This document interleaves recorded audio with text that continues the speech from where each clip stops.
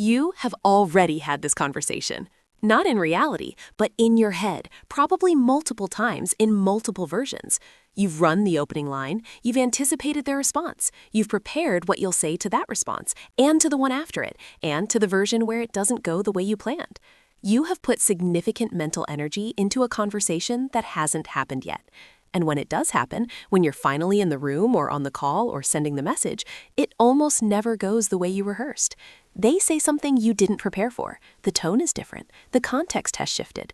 And you're left managing the gap between the conversation you prepared for and the one that's actually happening. What this is costing you is not just the time spent rehearsing.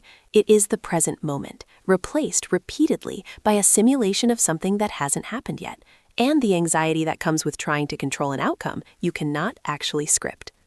There is a reason your mind does this, and it was never about being neurotic. What you are experiencing is a form of anticipatory anxiety, combined with what psychologists call cognitive rehearsal, the mental simulation of future social interactions as a means of managing uncertainty and preparing for potential threat. Research by psychologist Graham Davey, whose work on worry and its function in anxiety has been widely cited in clinical literature, identifies this kind of rehearsal as a coping strategy rather than a disorder, one that develops in context where social interactions carried genuine unpredictability or consequence, and where being unprepared had a real cost. The mind rehearses because, at some point, being prepared genuinely helped.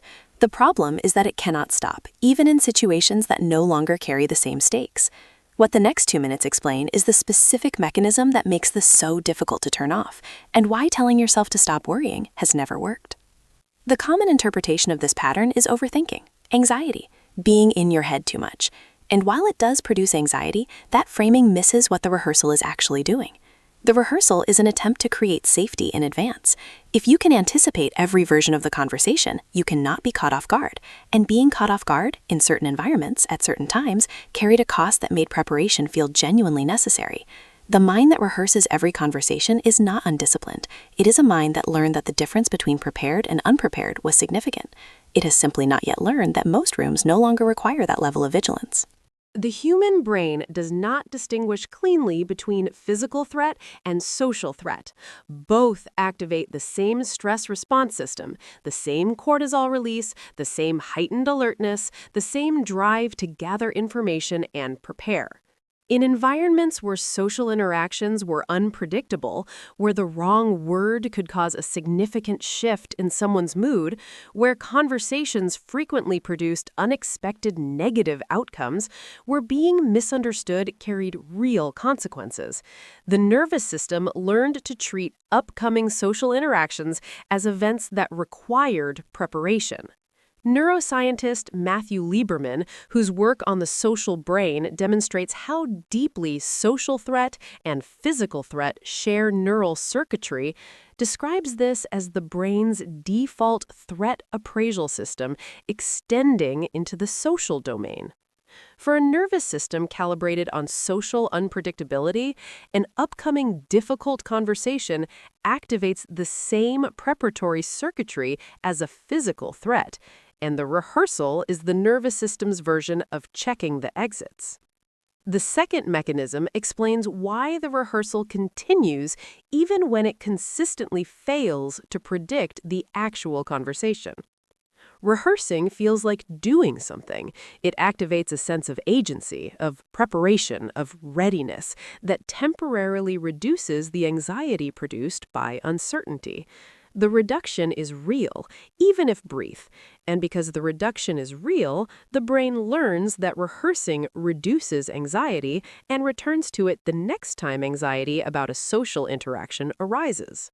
Psychologist Adrienne Wells, whose work on metacognitive therapy identifies the role of unhelpful cognitive strategies in maintaining anxiety, describes this as a positive belief about worry, the conviction, operating below conscious awareness, that the rehearsing itself is protective. The rehearsal doesn't prevent difficult conversations, but it reliably reduces anxiety in the short term, and short-term relief is a very effective teacher. You have rehearsed conversations in the shower, on the commute, in the gap between waking up and getting out of bed. The version in your head is more articulate than you typically are in the actual conversation. Something about being in the room makes the prepared lines less available. You notice the rehearsal happens more with specific people, the ones where the stakes feel higher, or where past conversations have gone unexpectedly. When the conversation does happen and takes a different direction than you prepared for, the shift is disorienting in a way that feels disproportionate. After difficult conversations, you replay them, adjusting what you said, rehearsing what you should have said. The rehearsal continues even after the event. You are not an overthinker by nature. You are someone whose mind learned that social preparation was a reasonable response to social unpredictability. The habit outlasted the conditions that created it. The rehearsal is not a sign that something is wrong with how you think. It is a sign that your mind developed a strategy for managing uncertainty, and that strategy is now running in situations that don't require it. What reduces it is not forcing yourself to stop. It's accumulating enough experience of conversations going fine without preparation that the nervous system's threat assessment of social interactions begins to recalibrate.